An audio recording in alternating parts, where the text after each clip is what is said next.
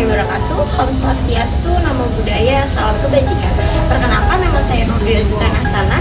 Saya dari kelas PPKM Manajemen.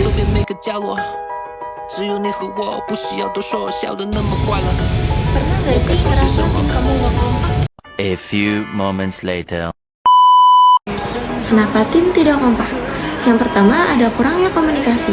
Kurangnya komunikasi adalah anggota tim yang tidak saling terbuka, jarang berdiskusi, dan mengakibatkan itu salah paham.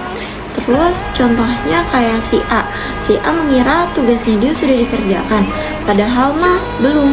Kurangnya kepercayaan, anggota tim tidak saling percaya satu sama lain dan tidak percaya kalau misalkan orang itu bisa mengerjakan tugasnya dengan baik.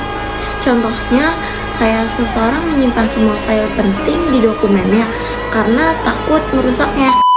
Pemimpin yang tidak tegas atau bisa disebut tanpa arahan yang jelas, dan pemimpin yang netral.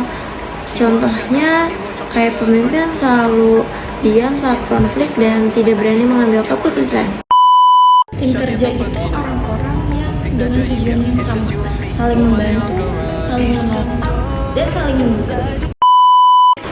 Orang-orang dengan tujuan yang sama artinya semua anggota tim punya visi dan misi yang searah. Mereka bekerja bukan untuk kepentingan pribadi, tapi untuk mencapai tujuan bersama yang sudah disepakati. Contohnya, tim marketing ingin meningkatkan penjualan.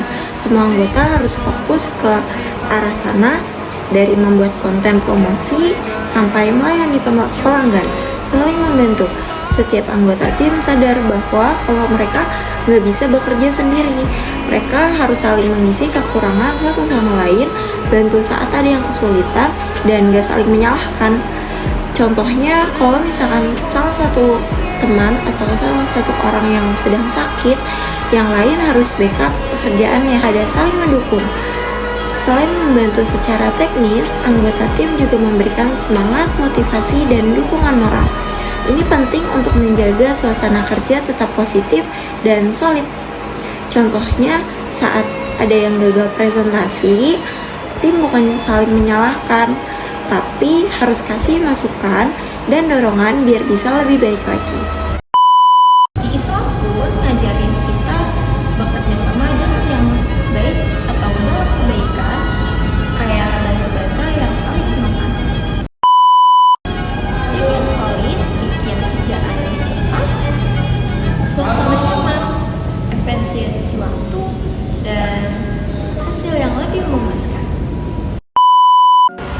Kerjaan lebih cepat karena anggota tim saling paham perannya, bisa berbagi tugas, dan gak banyak konflik. Pekerjaan jadi lebih cepat selesai. Contohnya, daripada satu orang ngerjain semua tugasnya, lebih baik dibagi-bagi tugasnya, jadi lebih efisiensi dan gak bikin stres.